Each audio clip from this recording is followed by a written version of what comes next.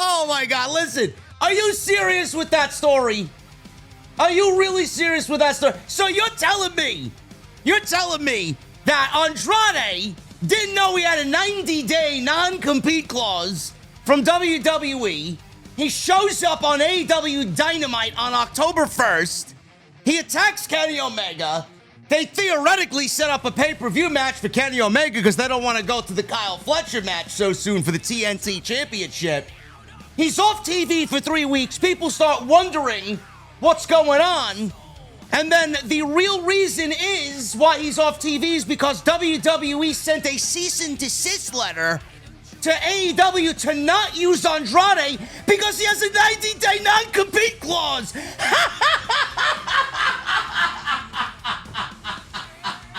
Oh my God. Oh my God, man. You can't make this up. You can't make this stuff up, man. Man, I needed that laugh today, bro. There's a lot going on that's not really all that funny to me, man. I'm quite angry nowadays. That is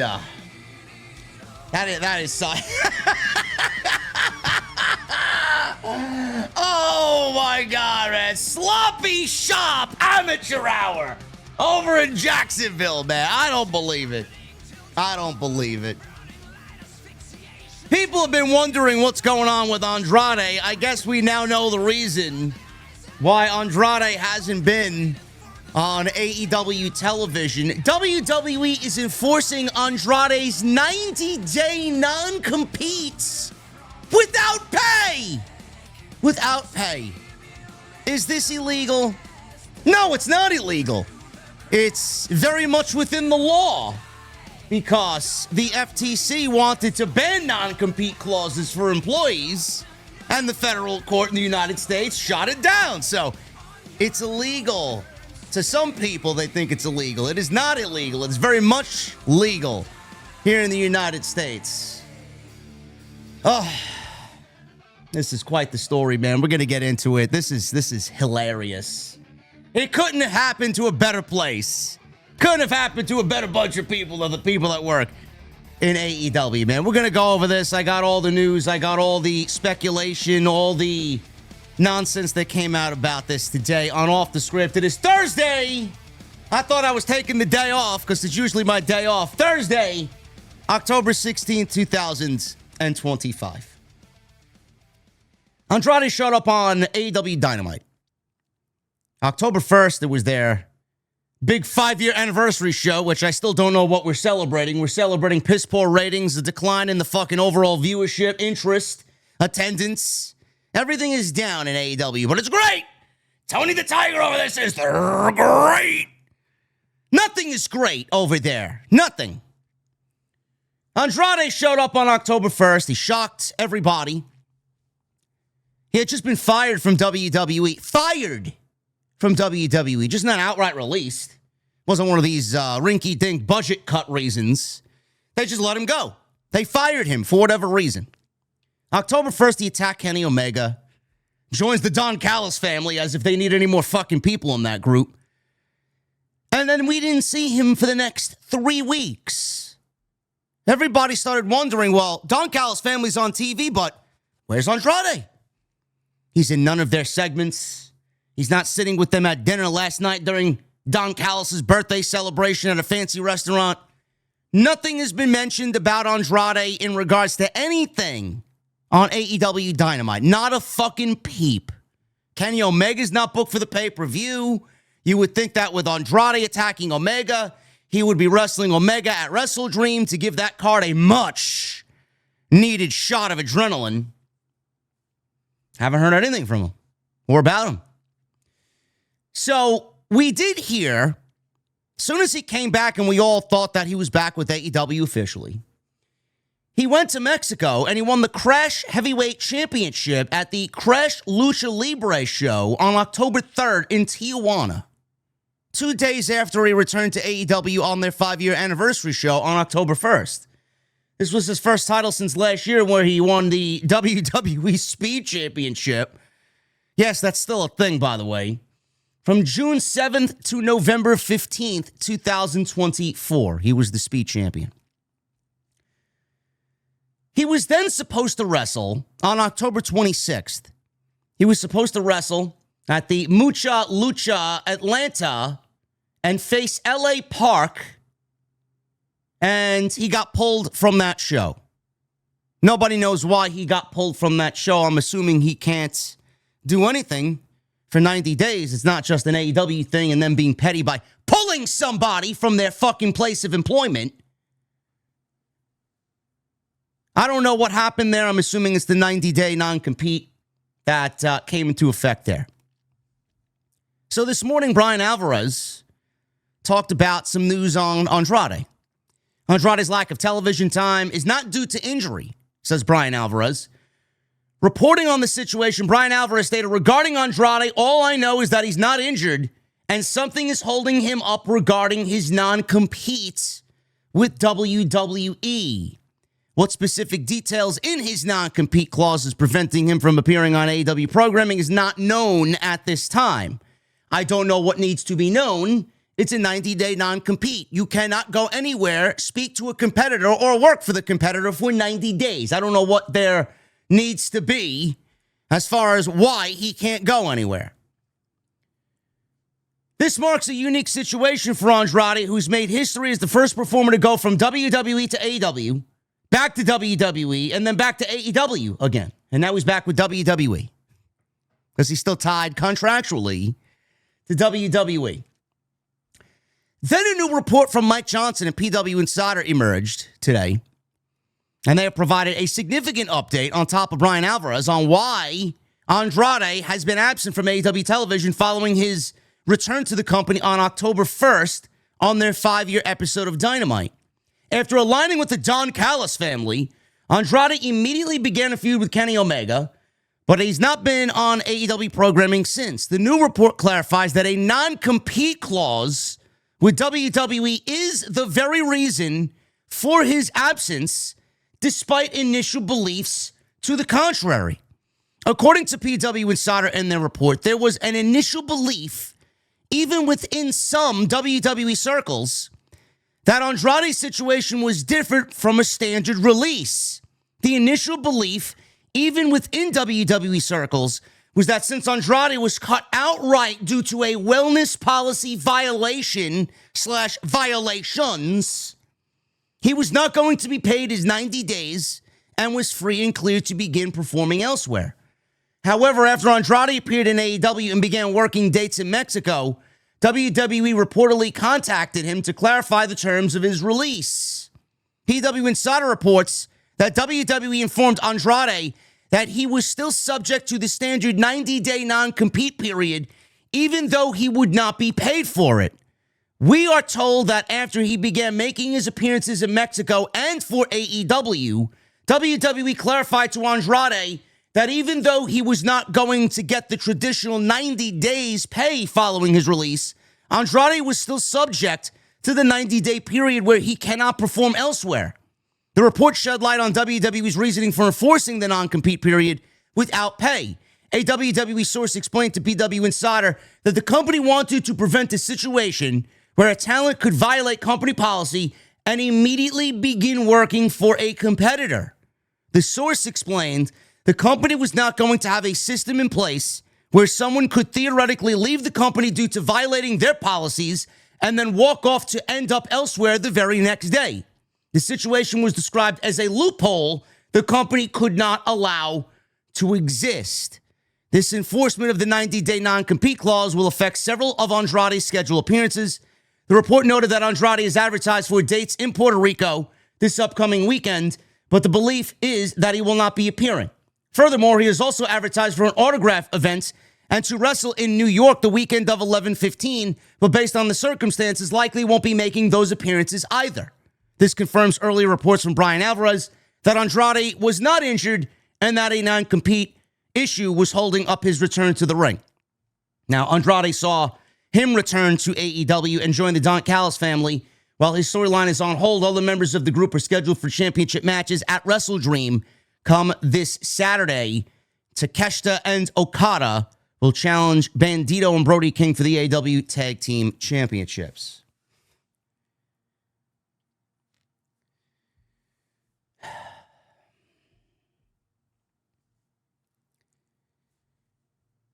First of all, I want to reiterate to everybody, the FTC, they attempted to ban or fight against non-compete clauses in general, just not in sports, here in the United States. That regulation was struck down. The FTC had more broadly attempted to ban non-compete clauses in employment contracts, and a federal court struck that down. And it happened in April of 2024, where the FTC adopted a rule banning non-compete clauses for most workers. The rule would have invalidated most new non-competes and prohibited enforcement of many existing ones, with some exceptions. The FTC's legal theory was that non-compete clauses can be unfair methods of competition under Section 5 of the FTC Act. What WWE did, and it's fucked up, what WWE did is within the boundaries of the legal system.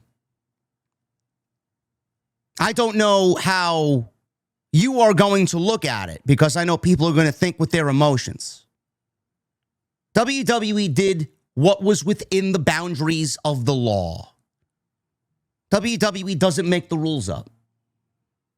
WWE used whatever the rules are to their advantage to make a fucked up decision to keep this man from working for 90 days. It is fucked up. And without pay, mind you. Now, the way that I look at it, this was not an outright release like it was a budget cut, situation for WWE that they released a bunch of talents and Andrade was one of those talents. If that was the case, Andrade would have been released. He would have been paid his downside guarantee from WWE and not allowed to work for 90 days. He was a part of a company-wide budget cut situation where they released multiple names and multiple talents. Andrade was fired for violating a wellness policy violation on more than one occasion, said the report. What those violations were, we don't know. How severe were they? We don't know. I did mention in my initial Andrade video, if you guys want to go back and watch, I did mention that Andrade could have realistically tried to get himself fired because he didn't want to be there anymore. I always think that's something that goes through a performer or employee's mind who doesn't want to be there. They'll go to the extreme lengths of doing whatever they can to get out of the contract. The fact that Andrade wasn't released outright due to a budget cut reason, and you look at this situation right now, he was fired. He was fired for violating a wellness policy violation. Normally, if someone was outright fired, I'm not even talking about the wellness policy violation. If you are outright fired for reasons, doesn't have to be a wellness policy violation, just fired, you should not have a 90-day non-compete clause attached to your contract. The company is blatantly telling you, I don't want you here, so why am I going to continue holding you down for 90 days? It's just humane to think that way. You should not have a 90-day non-compete clause attached to your contract if you are outright fired. But in this case, he was fired for violating a wellness policy violation, and I can't help but say I agree with the WWE executive who reached out to issue a statement to Mike Johnson when asked.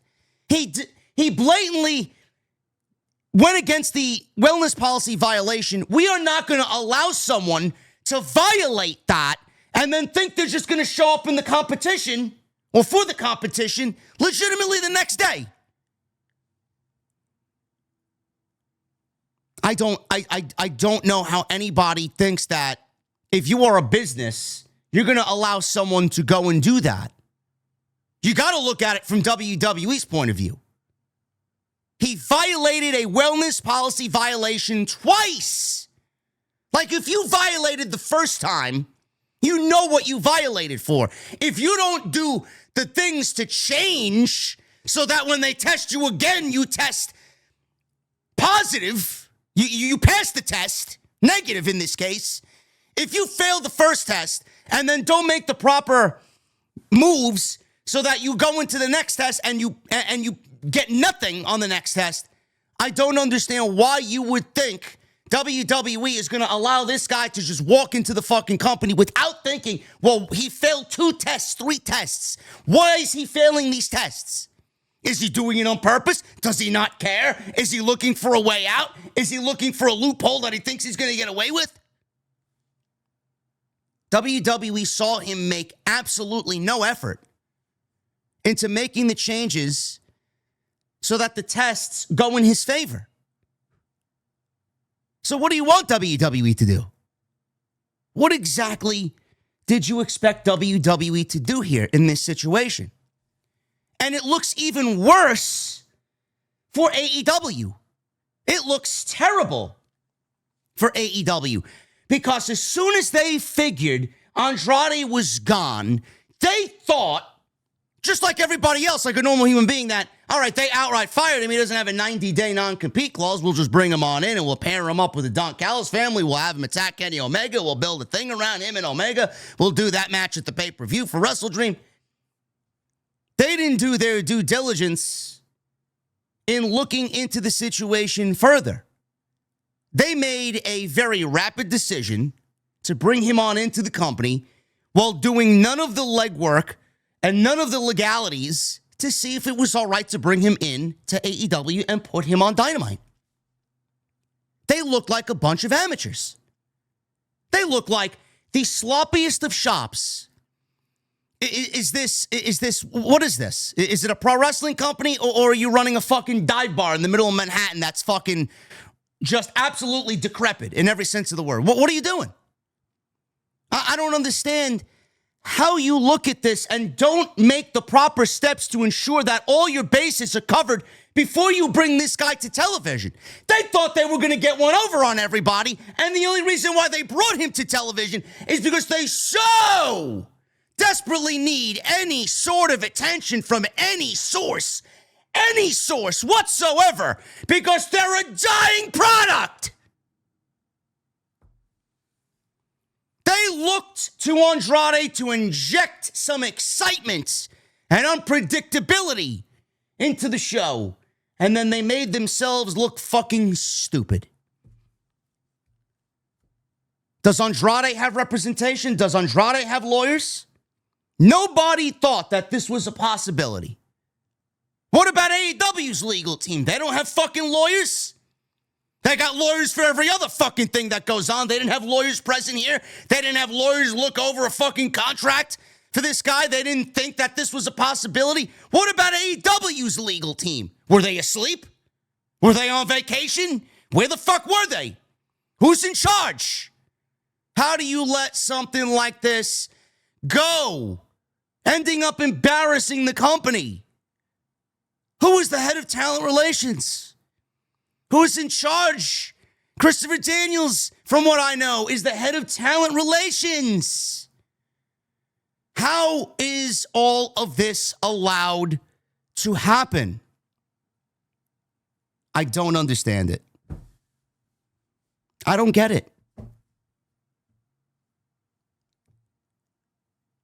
Out of all the people in this situation, I would rather be WWE because they did whatever they needed to do and worked within the legalities of the law here in the United States, as fucked up as it may be, have taken food and money off this guy's plate. Now he can't work for 90 days. He was outright fired from the company. He should have no 90-day non-compete and should be able to work wherever he wants. But he failed multiple wellness policy violations. You could take that any way you want. He did that. He did not administer a test in which it went in his favor. He failed once. He failed twice. We don't know how many fucking times he failed a wellness policy violation. He could have failed multiple, 3, 4 times. We don't know. You look at that and it's very fishy behavior. That is the behavior of a man that doesn't give a shit and is looking for a way out, wanting to be fired, doesn't want to be where he is. They fired him, and he failed those wellness policy violations without making right there, thinking that he could go do whatever he wants. I'm going to do bad, and I'm going to break their law and their policies, get out of this contract, and go do whatever I want because I don't want to be here anymore. WWE said, hold up there, El Idolo. You ain't going nowhere. You're not going to be using us and making us look bad. You're not going to use us as the pawn in your game.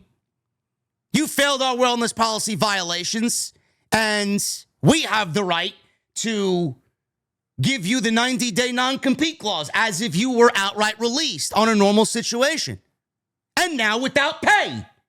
Because if he actually did get fired outright without breaking their fucking policies and they didn't want him there, they could have still done it. But this was just a very blatant way. If he legitimately got fired for whatever, and it wasn't as blatant as, hey man, I don't want to be here anymore. They outright fired him. He could have actually went and did something, maybe. Go work wherever he wants. But the fact that he broke their fucking policies is just staring you in the fucking face. What did you expect WWE to do? No, you're not. Hold on, partner. You're not going anywhere else, man. We're gonna give you and hammer you down with the 90-day because it looks like you tried to get one over on us, and now you gotta wait until 2026 to go find work. I don't know if you're an AEW fan or not, but if you are one of the sicko fan base, I don't think you should be blaming WWE in this case. Andrade once again shot himself in the foot. You can blame AEW's lawyers for not really being due diligent here and doing their fucking paperwork and making sure all of this was an issue or not an issue before bringing Andrade in. Look at yourselves in the mirror and wonder why the company is a fucking absolute fucking shithole. It's amateur hour over in AEW. It is absolutely a fucking place that is not run anywhere close to a business. It is not a business predicated on making money. They're a business pretending to be a business. They're a pro wrestling show pretending to be a business run by a fucking 43-year-old adult male who wants to believe he's in an e-fed somewhere on fucking Reddit. Meanwhile, the show is absolutely in the fucking darkest of doldrums, and nobody does anything to make sure it gets better.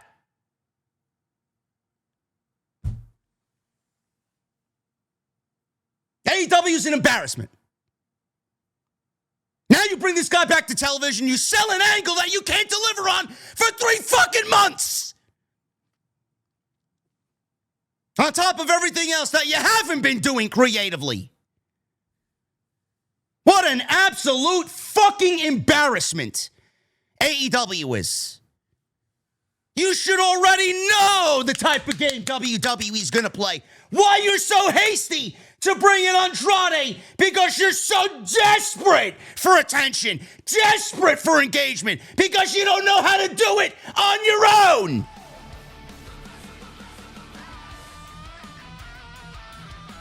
I feel no remorse for Tony Khan, AEW, and the fact that they were embarrassed like a bunch of fucking hacks and a bunch of amateurs with this story.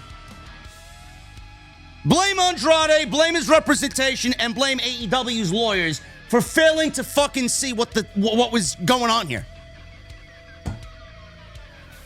That's what I gotta say about that. Thank you guys for joining me here on this Thursday. If you guys want any more news, I got it for you. If there is news, we'll bring it to you right here on Off the Script. Go check yesterday's Dynamite post-show.